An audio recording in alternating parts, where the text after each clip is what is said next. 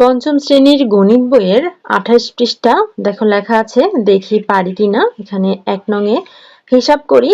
তো এই অঙ্কটির সমাধান করব আমরা এখন। খেয়াল করো, আমরা প্রথমেই প্রশ্নটি তুলে নিই। লেখা আছে 78 বিয়োগ তৃতীয় বন্ধনী 56 যোগ দ্বিতীয় বন্ধনী 165 বিয়োগ প্রথম বন্ধনী 48 ভাগ 6 গুণ 9 প্রথম বন্ধনী গুণ 2 দ্বিতীয় বন্ধনী তৃতীয় বন্ধনী। খেয়াল করো, এখানে আমাদেরকে প্রথমে কি কাজ করতে হবে? আমাদেরকে প্রথমে প্রথম বন্ধনীর হিসাবটুকু করতে হবে, অর্থাৎ এই যে এখানের হিসাবটুকু করতে হবে। বাকিটুকু যেভাবে আছে আমরা সেভাবেই রাখছি। এখানে 78 বিয়োগ 56 যোগ দ্বিতীয় বন্ধনী 165 বিয়োগ।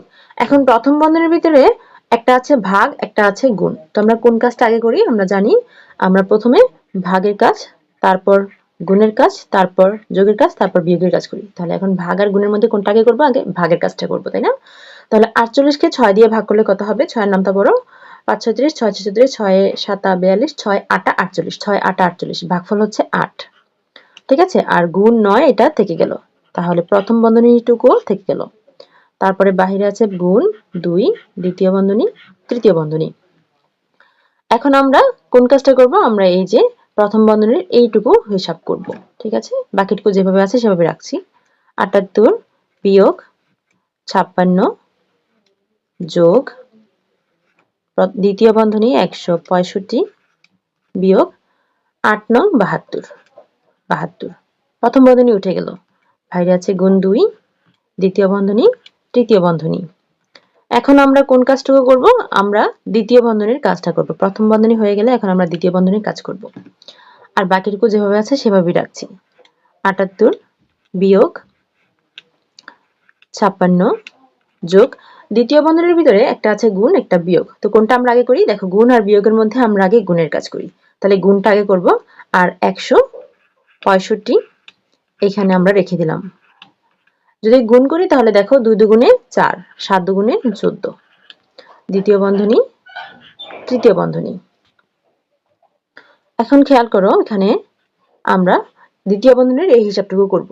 78 বিয়োগ তৃতীয় বন্ধনী 56 যোগ, যদি বিয়োগ করি তাহলে দেখো 5 থেকে 4 বিয়োগ করলে বিয়োগফল 1, 6 থেকে 4 বিয়োগ করলে বিয়োগফল 2, 1 থেকে 1 বিয়োগ করলে বিয়োগফল 0, লেখার দরকার নেই।